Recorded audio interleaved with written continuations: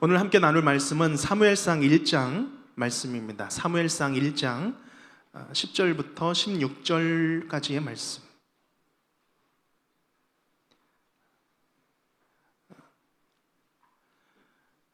사무엘상 1장 10절에서 16절까지 말씀 우리 교독하며 읽겠습니다. 제가 먼저 읽겠습니다. 한나가 마음이 괴로워서 여호와께 기도하고 통곡하며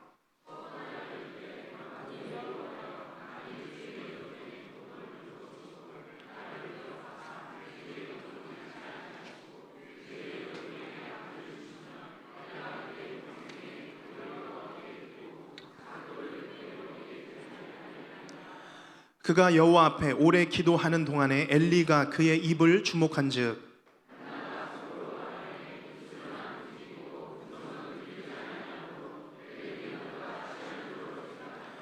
엘리가 그에게 이르되 내가 언제까지 취하여 있겠느냐 포도주를 끊으라 하니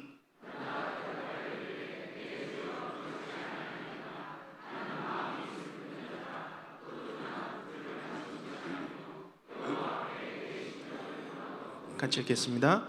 당신의 여종을 악한 여자로 여기지 마옵소서.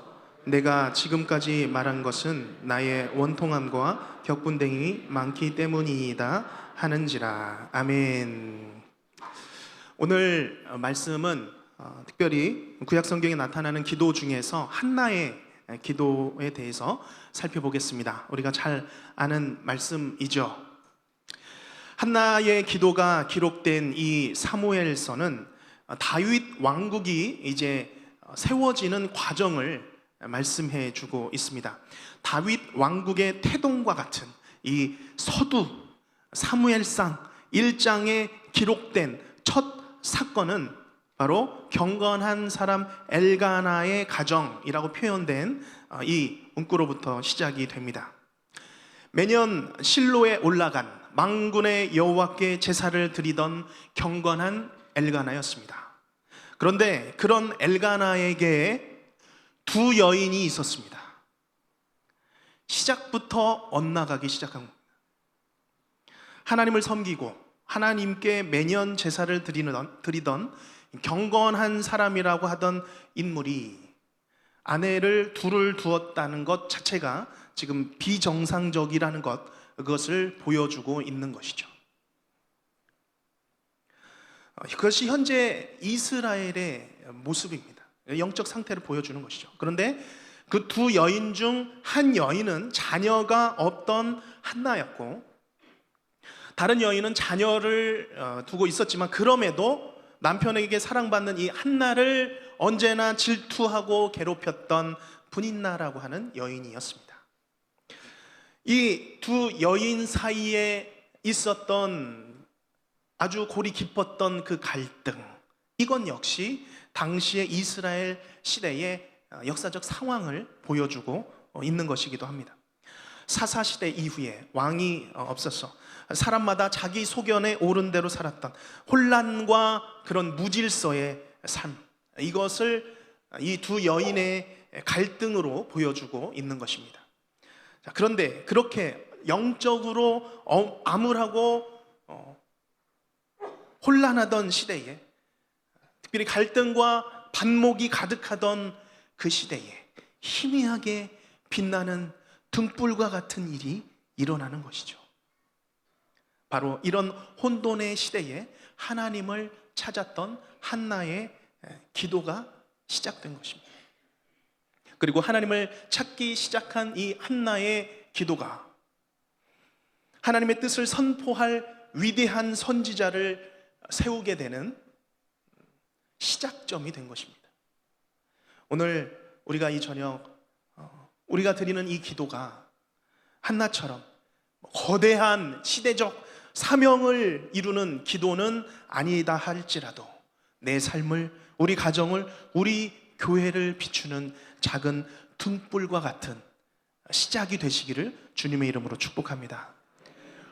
우리의 원하는 것보다, 우리의 기도하는 것보다 더 크고 또한 새로운 일들을 만드시고 행하시는 그 하나님, 기대하시는 하나님, 이를 준비하시는 하나님을 우리가 기대하며 기도하는 시간이 되시기를 간절히 바랍니다. 그러면 오늘 이 한나의 기도는 어떤 기도인가요? 먼저 10절 말씀을 보면 한나는 그가 괴로울 때에 그 괴로움을 들고 나아가 주님께 기도했습니다. 말씀해 보면 이렇죠. 한나가 마음이 괴로워서 여호와께 기도하고 통곡하여. 여기 괴롭다라는 단어는 맛을 표현할 때 쓰는 마르, 쓰다라는 단어입니다. 쓴 건 괴롭다, 쓰다. 한나는 오랫동안 아이를 낳지 못함으로 인한 그 고통을 겪었습니다. 쓰디쓴 고통을 겪었던 것이죠. 그런데 그 괴로움, 상처, 아픔, 그것이 멈추지 않고 계속되다 보면 그것이 쓰디쓴 것으로, 마치 응어리와 같은 것으로 남게 됩니다. 응어리가 무엇이죠? 내가 풀어내지 못하고 마음에 쌓여서 덩어리처럼 마음에 뭉쳐있는 것, 그것을 응어리라고 우리가 표현을 하죠.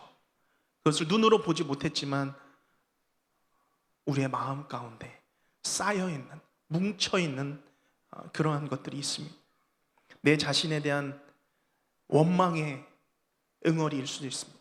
또한 다른 사람에 대한 그런 원망, 환경에 대한 원망, 내가 가진 것에 대한 원망, 못하는 것에 대한 원망, 조금만 그것을 누가 건드려도, 누가 한마디만 해도 예민해서 더 가라앉고 더 무너지게 된 그런 마음의 응어리가 있습니다.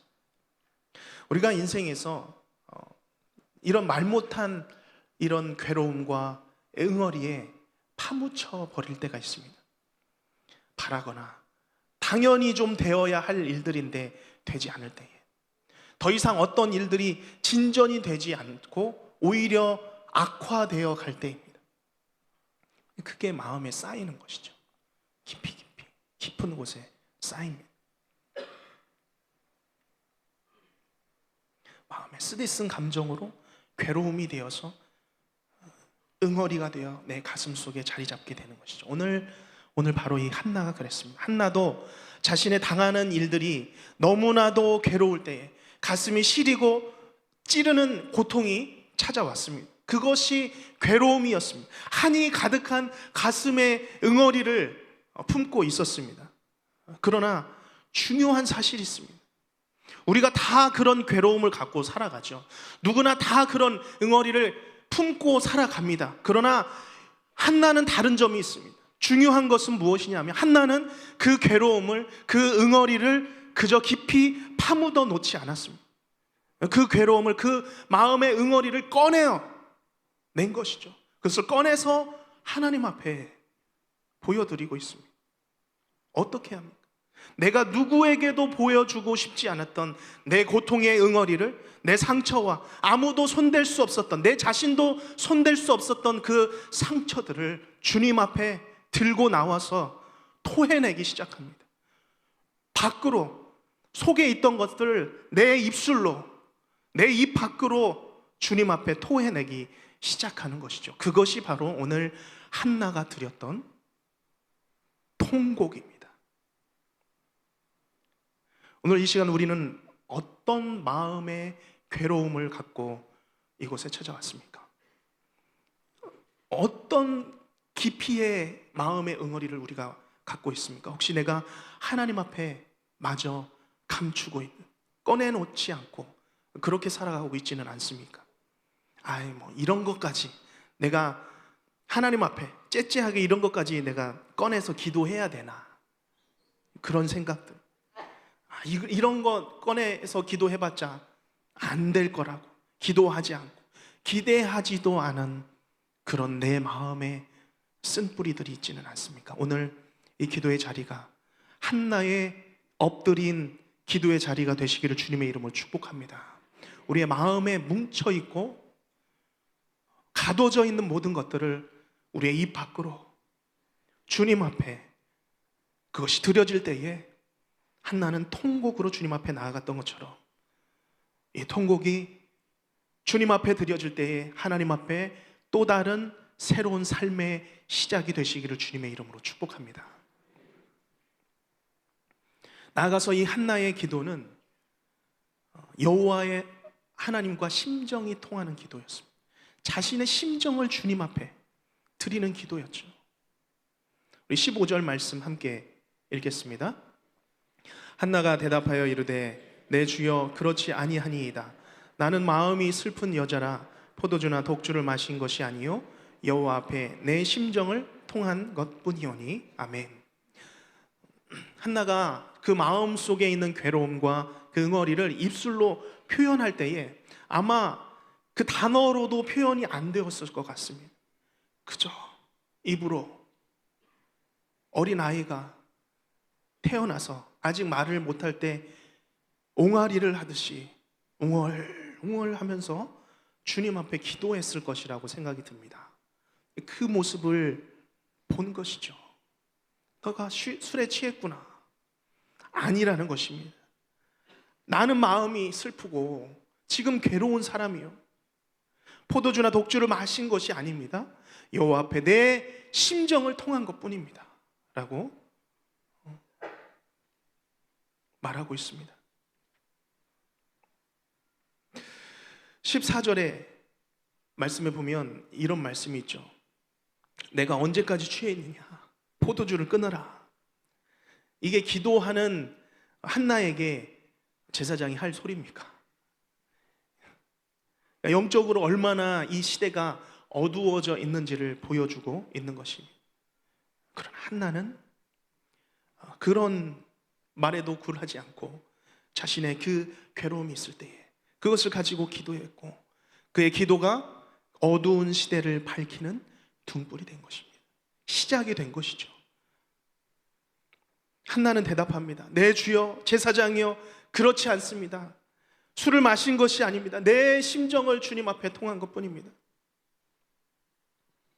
그러면서 11절에 말씀하고 있죠. 어떤 기도로 주님 앞에 기도하고 있습니까?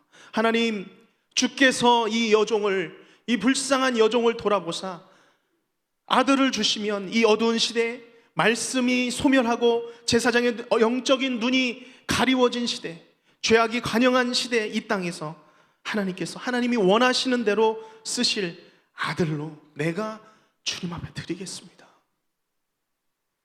한나의 기도는 자신의 욕심을 이루는 기도가 아니죠. 하나님의 계획과 뜻을 구하는 기도였습니다. 하나님의 마음을 헤아리는 기도입니다. 하나님의 뜻을 구하는 기도, 하나님의 뜻을 헤아리는 기도로 나아가는 것이죠. 한나의 기도는 이 땅 위에 가득한 어둠, 영적인 모든 어둠을 다 걷어내는 기도였습니다. 한나의 기도는 하나님의 마음을 정확히 알고 있었던 기도였죠. 하나님의 마음을 읽었고 하나님의 마음에 맞는 기도로 주님 앞에 나아갔던 것입니다. 그리고 실제로 사무엘이 젖을 떼자 한나는 사무엘을 하나님께 바쳤습니다. 쉽지 않은 일입니다. 오늘 한나처럼 우리의 기도가 하나님과 심정이, 또한 마음이 통하는 기도가 되시기를 주님의 이름으로 축복합니다. 하나님은 나를 향하여서 어떤 마음을 갖고 계실까? 하나님께서 나의 기도 제목, 어떤 기도로 주님 앞에 기도하게 할 거야?